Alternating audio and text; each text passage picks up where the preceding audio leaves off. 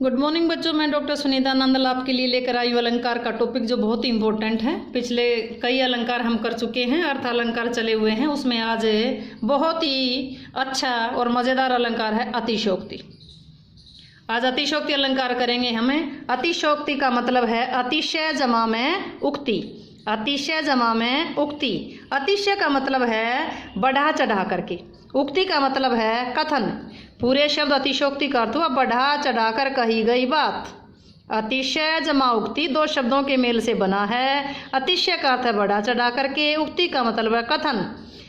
पूरे शब्द का क्या अर्थ हुआ? बढ़ा चढ़ाकर कही गई बात। यूँ कह दें कि ये तो पूरे जो बड़े धस्से मारे गए हों, बहुत बढ़ा चढ़ा करके झूठी बढ़ाई हो, लोक सीमा से बढ़ा चढ़ा करके जो ना होना चाहिए वो हो रहा हो, तो वो क्या होगा? झूठी बढ़ाई। झूठी बढ़ाई को क्या कहेंगे?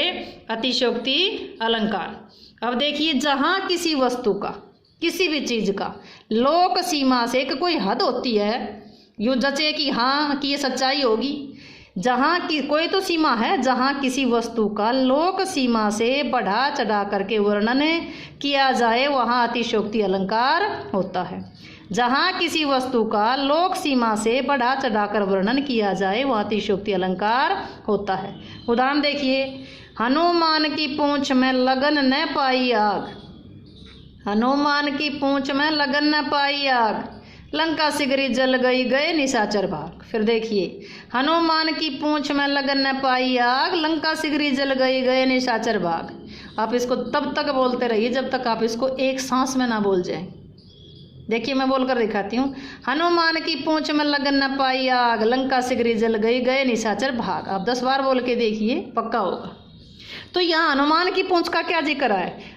इसमें बढ़ा चढ़ाकर कहा गया है कि सारी लंका जल गई, हनुमान की पूंछ में आग लगने नहीं पाई। सारी लंका जल गई, सारे राक्षस भाग गए, लंका जल गई, लेकिन हनुमान की पूंछ में आग नहीं लग पाई। इसलिए इस बात को बढ़ा चढ़ाकर कहा गया है, इसलिए अतिशयोक्ति अलंकार है। अगला देखिए, आगे नदियाँ पड़ी अपार, घोड़ा कैसे उतरे पार। आगे नदियाँ पड़ी अपार, घोड़ा कैसे उतरे पार। राणा ने सोचा इस पार, तब तक चेतक था इस पार। महाराणा प्रताप का घोड़ा अड़ गया था, आगे चलने से अड़ गया था। तब महाराणा प्रताप सोचते हैं कि आगे नदियाँ पड़ी अपार, आगे तो अपार नदी पड़ी है, घोड़ा कैसे उतरे पार, कि घोड़ा इसको पार कैसे करेगा। बड़ी मुश्किल बात थी कि घोड़ा अड़ गया, नदी के किनारे से आगे नहीं बढ़ना चाहता, और राणा सोच रहे हैं कि आगे नदी, आगे अपार नदी पड़ी है, घोड़ा कैसे पार उतरेगा। बड़ी चिंता का विषय था। लेकिन तभी देखिए, राणा ने सोचा इस पार राणा ने सोचा था कि सोचते ही तब तक चेतक था उस पार। सोचते ही चेतक ने उस नदी को पार कर लिया। यहाँ भी इसको बढ़ा चढ़ा करके कहा गया है। पंखुड़ी लगे, अगला देखिए, पंखुड़ी लगे गुलाब की, परी है गात खरोट। गुलाब की पंखुड़ी बहुत कोमल होता है, गुलाब का फूल, उसकी पंखुड़ी तो और भी एक सिंगल जो पंखुड़ी है वो तो और भी कोमल हुई। परी है गात खरोट, गात शरीर पर, खरोट का मतलब खरोंच। नायिका का जिक्र है कि वो नायिका का शरीर इतना कोमल है, इतना मुलायम है कि गुलाब की पंखुड़ी से भी उसको तो खरोंच आ गई। इतना मुलायम है कि गुलाब की पंखुड़ी से भी तो उसको खरोंच आ गई। मतलब गुलाब की पंखुड़ी भी तो उसके लिए सख्त महसूस हुई। इसलिए बढ़ा चढ़ाकर झूठी बढ़ाई है। कौन सा अलंकार है? अतिशयोक्ति। देख लो साकेत नगरी है यही, देखो ये साकेत नगरी, स्वर्ग से मिलने गगन में जा रही। ये साकेत नगरी देखो, ऊपर जा रही है नगरी। कहाँ जा रही है? स्वर्ग से मिलने, गगन का मतलब आकाश में जा रही है, जैसे आकाश को छू रही हो। यहाँ भी बात को बढ़ा चढ़ा करके कहा गया है, इसलिए यहाँ पर कौन सा अलंकार है? अतिशयोक्ति अलंकार। मैं एक चीज़ और बताना चाहूँगी इसमें, वो एक चुटकुला है कि भाई हमारे घर में एक इतनी लंबी खोर है, इतनी लंबी खोर है कि उसमें पूरे गाँव के पशु बांध लो तो सारे उसी खोर के ऊपर बंध जाएंगे। दूसरा कहता झूठ बोल रहा है। बोला नहीं झूठ बोलो, हमारे घर में इतना लंबा बांस, इतना लंबा बांस, इतना लंबा बांस है।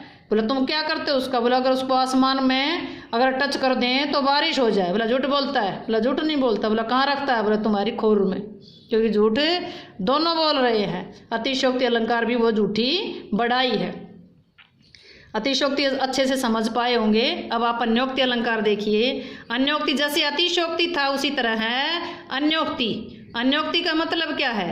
अन्योक्ति शब्द दो शब्दों के मेल से बना है, अन्य जमा उक्ति, अर्थात जो बात दूसरे के माध्यम से कही गई हो वो क्या कहलाएगा? अतिशोक्ति अन्योक्ति अलंकार कहलाएगा। क्या कहलाएगा? अन्योक्ति। अन्योक्ति क्या है? दो शब्दों के मेल से बना है, अन्य जमा उक्ति। अन्य का मतलब है दूसरा और उक्ति का मतलब है कथन या बात। जो बात दूसरे के माध्यम से कही गई हो, दूसरे को माध्यम बना करके, दूसरे को टारगेट बना करके जो बात कही गई हो वो क्या कहलाती है? अन्योक्ति। उदाहरण देखिए, कहूँ बेटी को सुनाओ बहू को, कहूँ बेटी को सुनाओ बहू को। ये अपने देसी उदाहरण है, समझने के लिए ट्रिक है। क्या है कि सास और बहू के बीच में लड़ाई है। सास बहू को काम बताना चाहती है लेकिन डायरेक्ट उसको काम ना बता करके बेटी के माध्यम से कहती है जाए पानी भर ले, जाए ये काम कर ले। तो किसको कहना चाहती? बेटी को तो कह रही है लेकिन सुना किसको रही है? बहू को कह रही है। आपस की लड़ाई है, कहूँ बेटी को सुनाऊँ बहू को। दूसरा देखिए, ये और भी अच्छा उदाहरण है, टाली है या टेलीफोन। एक बार क्या था कि एक बुजुर्ग आदमी अपनी पुत्रवधू और पोती के साथ कहीं जा रहे होते हैं, बस स्टैंड पे खड़े हैं। उस टाइम का जिक्र है जब पर्दा प्रथा थी, बहू में घूंघट निकालती थी। तो जो बहू है वो ससुर से पर्दा करती हैं। ससुर अपनी पोती को बीच में लेकर के, पोती का नाम है टाली, टाली को कहता है कि हे टाली पूछ तेरी माँ को कि कोई सामान लेकर आना है। तो माँ भी टाली को माध्यम बनाकर कहती है कि टाली कह दे तेरे दादा को कुछ नहीं लेके आना। पूछ टाली तेरी माँ को कि बस अपनी आ गई या नहीं आई है। कह दे टाली तेरे दादा को अभी आने वाली है।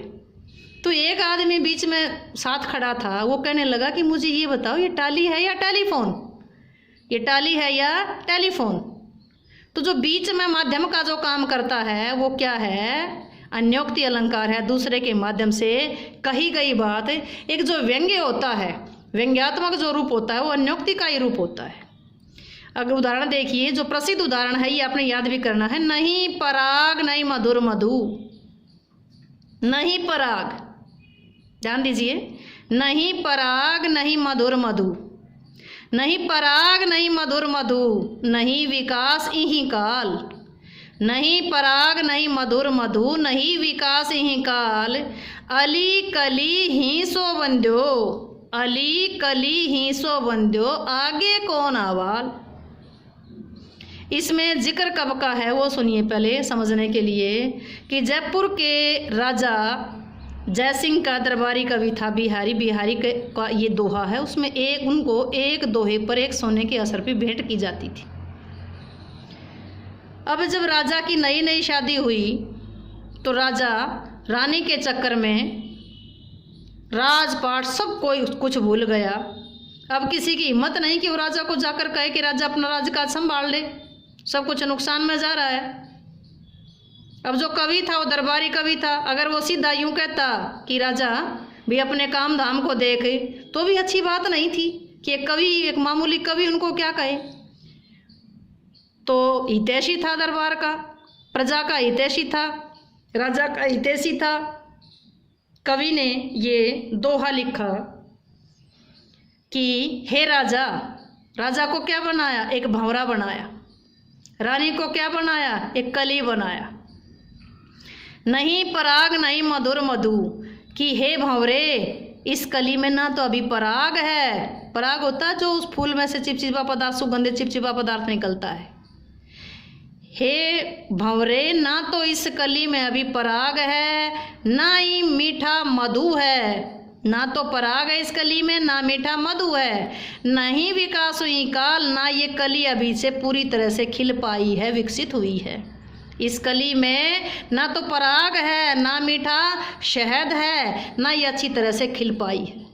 अली अरे भंवरे कली सो बंध्यो, अगर तू कली के प्यार में ही बंध गया, जब ये कली खिल करके फूल बनेगी, घर परिवार अच्छे से समृद्ध करेगी, बाल बच्चे होंगे, तेरी तेरा परिवार बढ़ेगा तो आगे कौन अवाल, तेरा आगे क्या हाल होगा। आज से ही तू सब कुछ भुला बैठा। हे भंवरे, ना तो इसमें पराग है ना मीठा शहद है, ना इसका अच्छी तरह से विकास हुआ है। अरे भंवरे, तू कली के चक्कर में ही पड़ गया, कली के प्यार में ही बंध गया तो आगे तेरा क्या हाल होगा। इस दोहे के माध्यम से राजा जयसिंह को अपने कर्तव्य का भान हो गया और उसने अपना काम सुचारू रूप से करना शुरू किया। इसी तरह एक और देखिए, जिन दिन देखे वे कुसुम गई सुबीती बहार, अब अली रही गुलाब में अपत कंटीली डार। राजा के पास ठाट बाट था, वैभव था। पहले इसका अर्थ देखिए क्या है कि राजा के पास बहुत सारे बाहर के इंसान भी आते जाते रहते थे, आवागमन लगी रहती थी, सब कुछ, सबको बहुत कुछ मिलता था राज दरबार से।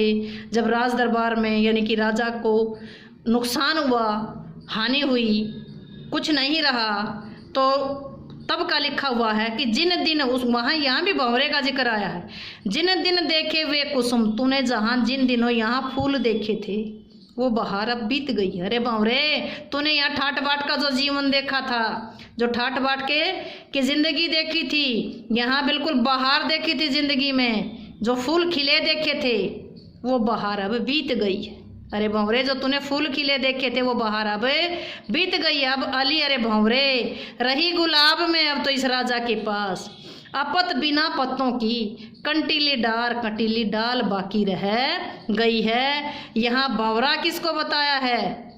अब अली रही गुलाब में भंवरा बताया है जो राज दरबार में जिनका आवागमन रहता था उनके लिए, और गुलाब किसको बताया है? राजा को बताया कि अब तो इसके पास दुख ही दुख बाकी रह गए हैं, क्योंकि ये काफ़ी नुकसान में चल रहा है इसका राजपाट। तो इसलिए यहाँ पर गुलाब किसको माना है? राजा को माना है। भंवरा किसको माना है? जो उनके पास आते जाते थे, वहाँ के ठाठ बाट वैभव का मज़ा लेते थे, उनको कहा गया है भंवरा, और राजा को कहा गया है गुलाब।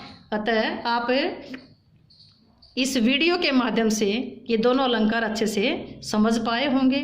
अगर कोई टॉपिक फिर भी समझ नहीं आया हो तो कमेंट बॉक्स में आप लिख सकते हैं।